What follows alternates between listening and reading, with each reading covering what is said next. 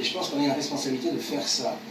Simplement, cette responsabilité, en termes d'éducation populaire, c'est de effectivement sans arrêt prendre soin de faire système dans nos analyses.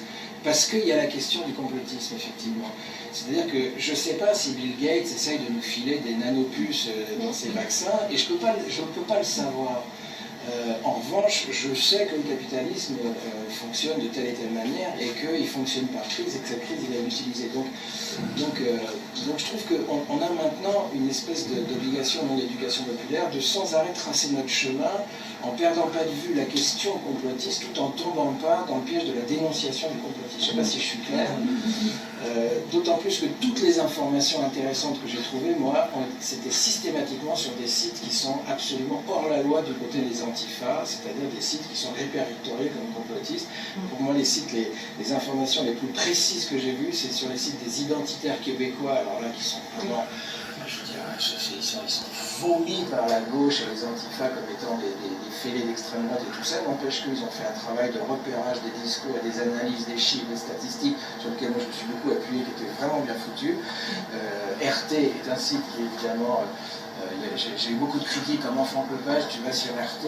RT, c'est le seul site qui a couvert pour moi correctement les gilets jaunes, etc.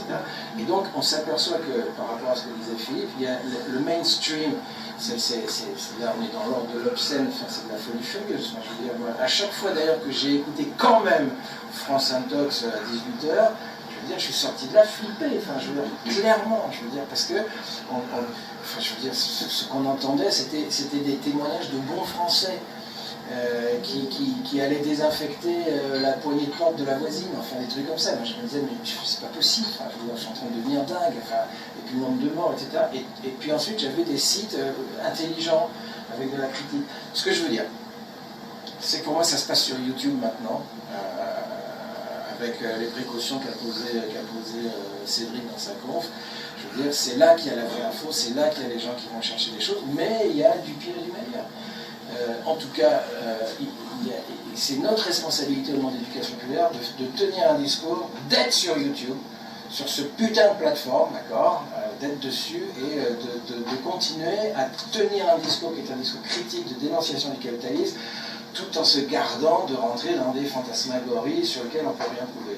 Alors, la question du complotisme, pour moi c'est simple, c'est qu'est-ce qui est plausible, est-ce que c'est plausible, est-ce que c'est possible? Est-ce que c'est possible, est-ce que c'est plausible? C'est possible qu'on nous file des micropuces à travers le vaccin, c'est possible techniquement, est-ce que c'est plausible? J'en sais rien. Est-ce que c'est plausible? Je ne sais pas pourquoi je m'énerve.